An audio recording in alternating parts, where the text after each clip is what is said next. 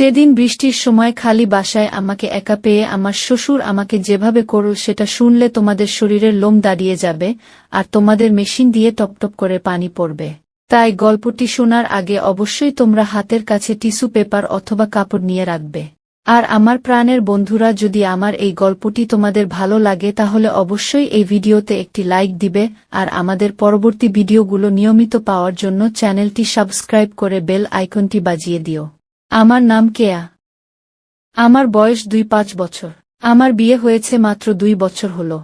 আমার স্বামী চাকরি করে, সে ঢাকায় থাকে। বাড়িতে আমি আর আমার শ্বশুর থাকি। আমার বিয়ের আগেই আমার শাশুড়ি মারা গেছে। সেদিন বিকেল বেলায় খুব জোরে বৃষ্টি এলো। বাহিরে প্রচুর বৃষ্টি হচ্ছে। আমি বসে টেলিভিশন দেখছি। হঠাৎ আমার শ্বশুর আমাকে ডাকল, বল বৌমা একটু আমার রুমে আসো তো।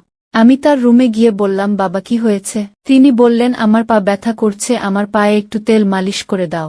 আমি বললাম, ঠিক আছে, আপনি একটু অপেক্ষা করেন, আমি তেলটা গরম করে নিয়ে আসি। এই বলে আমি রুম থেকে চলে গেলাম। বন্ধুরা, তোমাদের আর একটু কথা বলে নেই, আমার বিয়ের আগে আমার স্বামী কিন্তু আমাকে দেখতে যায়নি। আমার শ্বশুর আমাদের দূর সম্পর্কের আত্মীয় লাগে। হঠাৎ একদিন আমাদের বাড়িতে বেড়াতে এসেছিলেন। আমাকে দেখে তার খুব পছন্দ হয়েছিল। তাই আমার মা বাবা মাকে বলে আমাকে তার ছেলের বউ করে নিয়ে আসেন। ছেলে সরকারি চাকরি করে, তাই আমার বাবা মাও আমাকে বিয়ে দিয়ে দেয়। তখন থেকেই শ্বশুর আমার প্রতি দুর্বল। কিন্তু আমারও কেন যেন তাকে খুব ভালো লাগে। তার বয়স ৫-০ বছরের হলেও দেখতে এখনো অনেক সুন্দর লাগে। বিয়ের পর থেকে দেখতাম শ্বশুর আমাকে চোখে চোখে রাখত। আমি মনে মনে ভাবতাম তার মেয়ে নেই, তাই উনি হয়তো আমাকে নিজের মেয়ের মতো করে খুব আদর স্নেহ করে। সব সময় আমাকে জিজ্ঞেস করত, বৌমা তোমার কি লাগবে? যখন যেটা লাগবে অবশ্যই আমাকে বলবে, কোনো লজ্জা করবে না। আর শ্বশুর আমার কাজের প্রশংসা করত। আমি যেটা রান্না করতাম সেটাই তার কাছে ভালো লাগত। আমাকে বলতো, বৌমা তোমার রান্না খুব স্বাদ, ঠিক তোমার মতো, তুমি দেখতে যেমন সুন্দর তেমনি তোমার রান্নাও অনেক সুন্দর। আর শ্বশুরের মুখে প্রশংসা শুনতে আমার খুব ভালো লাগত। আমি আরও বেশি বেশি করে আমার শ্বশুরের সেবা যত্ন করতে লাগলাম।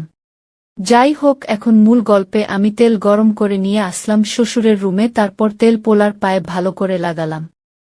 বিকেলটা ছিল কেমন জানি অন্যরকম। জানালার বাইরে টিপটিপ বৃষ্টি পড়ছে। বাড়িটা একেবারে নিস্তব্ধ, সবাই কোথায় যেন গেছে। আমি আর বাবা, মানে শ্বশুরমশাই, এই বিশাল বাড়িতে একা। একটা হালকা কাঁপুনি লাগছিল গায়ে, মনে হচ্ছিল এক কাপ চা পেলে ভালো লাগত। আমি চুপচাপ উঠে রান্নাঘরে গেলাম চা বানাতে। হঠাৎ শুনলাম পেছনে নরম পায়ের শব্দ। ঘুরে দেখি বাবা দাঁড়িয়ে আছেন। হেসে বললেন, তুমি তো একা একা, ভাবলাম একটু কথা বলি। আমি বললাম, চা বানাচ্ছি, আপনি বসুন, নিয়ে আসছি। উনি বললেন, না না, আমি তোমার সাথে বসেই কথা বলি। আমরা দুজনে রান্নাঘরের জানালার ধারে বসে পড়লাম।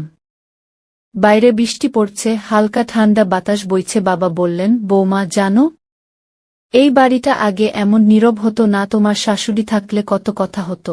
আমি বললাম, তার কথা শুনতে ভালো লাগতো আমার। আপনি বলুন না, তার কিছু স্মৃতিগু। আমি একটু থেমে বললাম, আমি তো এই বাড়ির মেয়ে, আপনার মেয়ে হয়ে থাকতেই পারি। বাবা উনি হেসে বললেন, হ্যাঁ বৌমা, তুমিই তো আজ আমার সবচেয়ে আপন। আমি বুঝতে পারি এই সম্পর্কটা শুধু আত্মীয়তার নয়, এক গভীর হৃদ্যতার। শ্বশুরমশাই ধীরে ধীরে বললেন, তোমার শ্বশুর হোক কিংবা বাবা, একটা বন্ধুত্ব যদি গড়ে ওঠে তাহলে জীবনটা আরও সুন্দর হয়ে যায়। আমি মাথা নাড়লাম। সম্পর্ক তো যত্ন আর সম্মানেই গড়ে ওঠে। তখন আমি হাতটা একটু থামালাম। তিনি বললেন, তোমার হাতের স্পর্শে শুধু শরীর নয়, মনও শান্তি পায়। আমি একটু হাসলাম। আপনি এমন বললে আমি আরও যা পাই। বাবা শ্বশুর হেসে বললেন, লজ্জার কিছু নেই, ভালোবাসা তো সম্পর্ককে আরও সুন্দর করে তোলে। বৃষ্টির শব্দ তখন আরও গভীর হয়ে উঠেছে। ঘর জুড়ে এক শান্ত পরিবেশ। আমি ধীরে ধীরে উঠে দাঁড়ালাম। বললাম, আপনার পায়ে তেল মালিশ শেষ, এবার একটু গরম দুধ এনে দিই। উনি হেসে বললেন, তুমি পাশে থাকলেই তো আমি সব ভুলে যাই বৌমা। আমি হেসে চলে গেলাম রান্নাঘরের দিকে। আমি রান্নাঘরে গিয়ে চুলায় দুধ বসালাম। জানালার কাছে বৃষ্টির ফোঁটা জমে আছে। মনটা কেমন যেন শান্ত, আবার একটু দুলে ওঠা। এক অদ্ভুত অনুভূতিও হচ্ছে। শ্বশুরমশাইয়ের মুখটা বারবার চোখে ভাসছে, স্নেহময় প্রশান্ত। দুধ ফুটে এলে কাপ নিয়ে আমি আবার ঘরে এলাম। তিনি জানালার দিকে তাকিয়েছিলেন। ঘরের আলো ছায়ায় তার মুখটা যেন আরও কোমল লাগছিল। আমি দুধ এগিয়ে দিলে বললেন, তুমি এলে যেন ঘরটা প্রাণ ফিরে পায়। মুচকি হেসে বললাম, আপনি তো এমন করে বলছেন যেন আমি নতুন কেউ। তিনি দুধে চুমুক দিতে দিতে বললেন, বৌমা তুমি নতুন নয়, কিন্তু প্রতিদিন তোমার নতুন দিক দেখতে পাই। কথাটা শুনে আমি চুপ করে রইলাম কিছুক্ষণ। ঘরের বাতাস তখন কেমন ভারী হয়ে উঠেছে, বাইরে বৃষ্টি, ভেতরে নীরবতা। তিনি হঠাৎ বললেন, তোমার শাশুড়ি বেঁচে থাকতে এমন বৃষ্টি দিনে ও আমার পাশে বসে গল্প করত, তোমাকে দেখলে ওর কথা খুব মনে পড়ে। একটু মন খারাপ করে বললাম, আপনি ওনাকে খুব ভালোবাসতেন তাই না? তিনি মাথা নাড়লেন।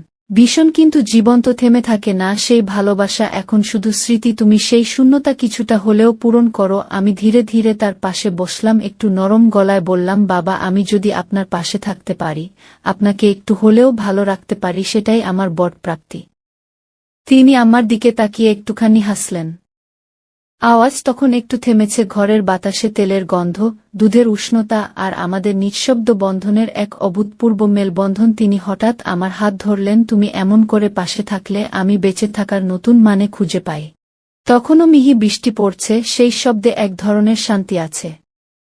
আমি তেল নিয়ে উনার পায়ে হালকা করে মালিশ করতে শুরু করলাম। শ্বশুরমশাই চোখ বন্ধ করে আরাম পাচ্ছিলেন, মুখে এক প্রশান্তির ছাপ। তিনি বললেন, তোমার ছোঁয়ায় যেন ব্যথাটাও কমে যাচ্ছে। আগে কখনো কেউ এমন করে আমার যত্ন নেয়নি। আমি হেসে বললাম, আপনি তো বাবার মতোই, আপনার যত্ন নেওয়া তো আমার দায়িত্ব। তিনি হালকা হেসে বললেন, তোমার মধ্যে একটা আলাদা শান্তি আছে বৌমা, তোমার শাশুড়ির মতো ব্যবহার, সেটা সব সময় মন ছুঁয়ে যায়। আমি একটু লজ্জা পেলাম, চোখ নামিয়ে বললাম, আপনার কথায় উৎসাহ পাই বাবা। বৃষ্টি তখন একটু বেড়েছে, জানালায় বৃষ্টির টুপটাপ শব্দ যেন আমাদের নিঃশব্দ কথোপকথনের পটভূমি তৈরি করছে। উনি হঠাৎ বললেন, জানো, বৃদ্ধ বয়সে অনেক কিছুই একা লাগে, তবে তুমি পাশে থাকলে সেই একাকিত্ব কমে যায়।